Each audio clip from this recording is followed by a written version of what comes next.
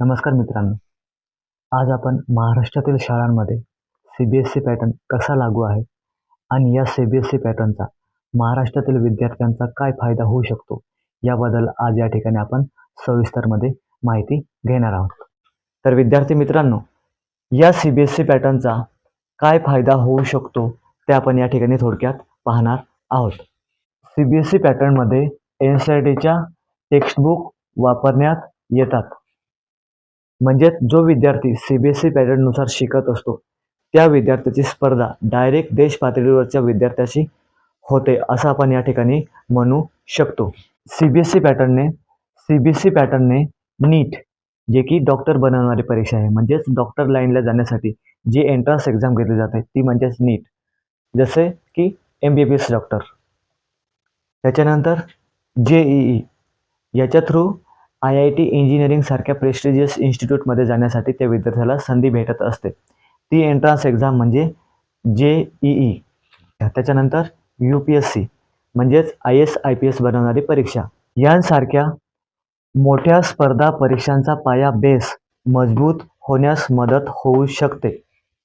म्हणजेच या CBSE पॅटर्नने नीट, JEE, UPSC यांसारख्या मोठमोठ्या स्पर्धा परीक्षांचा पाया मजबूत होण्यास मदत होऊ शकते. जर त्या विद्यार्थ्याने शालेय शिक्षणात म्हणजेच पहिलीपासून तर 5वी पर्यंत आणि 5वी पासून तर 12वी पर्यंत या शालेय शिक्षणात, या शालेय जीवनात त्या विद्यार्थ्याने जर का कधी चांगला अभ्यास केलेला असेल तर. त्याच्यानंतर uniform syllabus all over India, पूर्ण भारतामध्ये सारखा सिलेबस, सारखा टेक्स्टबुक, म्हणजेच आपण या ठिकाणी असं म्हणू शकतो की पूर्ण भारतातील विद्यार्थ्यांना एक लेवलवरती आणण्याचा प्रयत्न या CBSE पॅटर्नने होत आहे, असंही आपण या ठिकाणी म्हणू शकतो.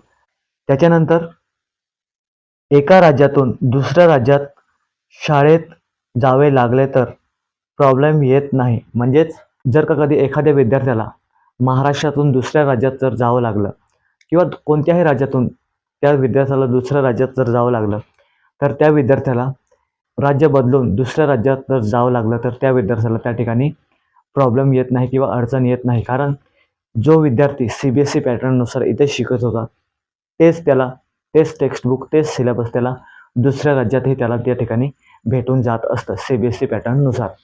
हा एक प्लस पॉईंट आहे CBSE पॅटर्ननुसार. मित्रांनो, आपण CBSE पॅटर्न्स आणत आहोत, म्हणजेच आपण NCERTचा अभ्यासक्रम आणत आहोत, ही गोष्ट लक्षात घेतली पाहिजे. कारण CBSE आपले टेक्स्टबुक हे NCERTकडून घेत असतं. थोडक्यात CBSE आपलं काम NCERTकडून करून घेत असतं. CBSE आपले टेक्स्टबुक हे NCERTकडून घेत असते. जसं आपलं SSC राज्यस्तरीय बोर्ड आहे, त्या प्रकारे CBSE हे राष्ट्रीय स्तरावरचं बोर्ड आहे.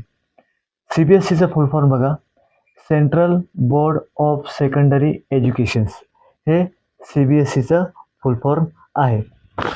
आता या ठिकाणी NCERTचा या ठिकाणी उल्लेख आलेला. आता NCERT काय आहे त्याच्याबद्दल डिटेल्स आपण पुढे बघूच, पण थोडक्यात इथे इंट्रोडक्शन घेऊयात. इथे आपण NCERTचं फुल फॉर्म बघूयात. NCERT national council of education research and training. CBSE patterns आपल्या महाराष्ट्रात आल्यामुळे आपल्याही महाराष्ट्रातील विद्यार्थ्यांना NCERT काय आहे हे कळेल.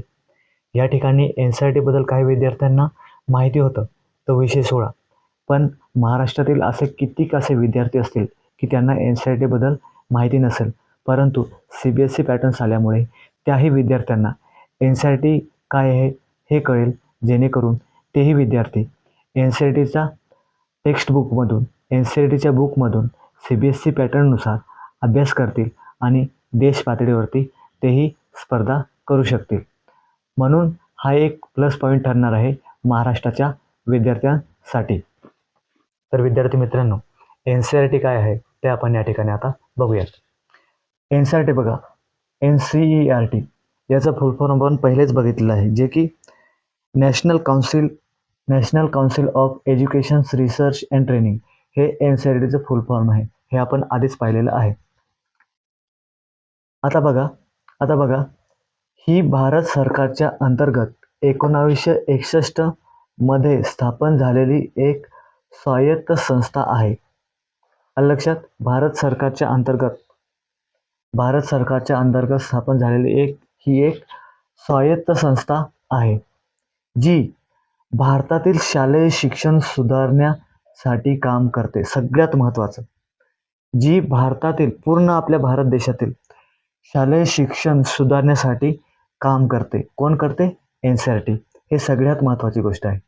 त्याच्यानंतर कंडक्टिंग रिसर्च, त्याच्यानंतर रिसर्च करणं, त्याच्यानंतर शिक्षणामध्ये रिसर्च करणं, हेही NCERT करत असते. त्याच्यानंतर पब्लिश टेक्स्टबुक, त्याच्यानंतर बुक छापणं, पहिलीपासून तर 12वीपर्यंत जे बुक छापणं, हेही कोणाचं काम आहे? तर NCERTचं काम आहे. त्याच्यानंतर प्रोव्हाइडिंग ट्रेनिंग टू टीचर्स, आणि वेळोवेळी शिक्षकांना ट्रेनिंगही देणं, हेही कोणाचं काम आहे? तर NCERTचं काम आहे. हे आपण NCERTबद्दल थोडक्यात पाहिलं. त्याच्यामध्ये आपल्या महाराष्ट्र सरकारचा हा एक उद्देश आहे की Maharashtra aims to better equip its student to compete for seat in prestigious institute like IIT and AIIMS by adopting the CBSE patterns. इथं स्पष्ट म्हटलं गेलेलं आहे की CBSE पॅटर्न आणण्याचा हा एक उद्देश आहे की आपले हे महाराष्ट्रातील विद्यार्थी ज्या प्रेस्टिजियस इन्स्टिट्यूट आहेत आपल्या देशामधल्या, जसं की IIT, त्याच्यानंतर एम्स, यासारख्या प्रेस्टिजियस इन्स्टिट्यूटमध्ये आपल्याही महाराष्ट्रातील विद्यार्थी पोचले पाहिजेत. आपल्या महाराष्ट्राचा स्टेट बोर्डचा सिलेबस, अभ्यासक्रम हाही चांगल्या उच्च दर्जाचा आहे. आपल्या महाराष्ट्रातील स्टेट बोर्डचा सिलेबस जो अभ्यासक्रम आहे तोही चांगल्या आणि उच्च दर्जाचा आहे. परंतु प्रचंड वेगाने बदलत चाललेले हे युग, त्याच्यानंतर वाढती स्पर्धा, या गोष्ट ध्यानात घेऊन आपण म्हणजेच राज्य सरकार CBSE पॅटर्न्सलाही प्राधान्य देत आहे. ही महाराष्ट्राच्या विद्यार्थ्यांसाठी आणि महाराष्ट्रासाठी ही एक प्लस पॉईंट आहे, कारण आपल्यालाही या स्पर्धेसोबत चालायचं आहे. म्हणून आपला महाराष्ट्राचं स्टेट बोर्डचा सिलेबसही कुठेही कमी नाही.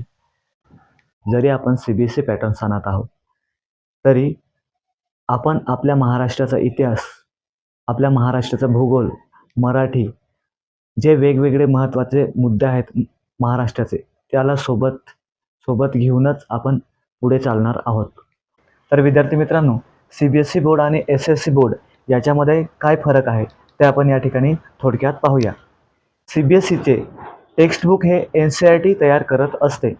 त्याच्यानंतर SSCचे जे टेक्स्टबुक आहे ते राज्य सरकारचे शिक्षण विभाग तयार करत असते. माध्यम बघा, CBSE हे राष्ट्रीय स्तरावरचं बोर्ड असल्या कारणाने CBSE जास्त करून इंग्रजीला महत्त्व देताना आपल्याला दिसून येत असतं. तर इतर भाषा, हिंदी किंवा इतर भाषा, या भाषांना CBSE हे थोडं कमी प्राधान्य देताना आपल्याला दिसून येत असते. SSC हे राज्यस्तरीय बोर्ड असल्या कारणाने ते स्थानिक भाषेला महत्त्व देत असतं, मराठी आणि हिंदी या प्रकारे. तर इतर भाषा म्हणजेच इंग्रजी किंवा इतर भाषांना तर SSC कमी महत्त्व देताना आपल्याला दिसून येत असतं. NCERTला आधार घेऊनच SCERT प्रत्येक राज्यामध्ये बनलेली आहे. आणि SCERTचं टार्गेट असतं की आपल्या राज्यासाठी टेक्स्टबुक छापणं.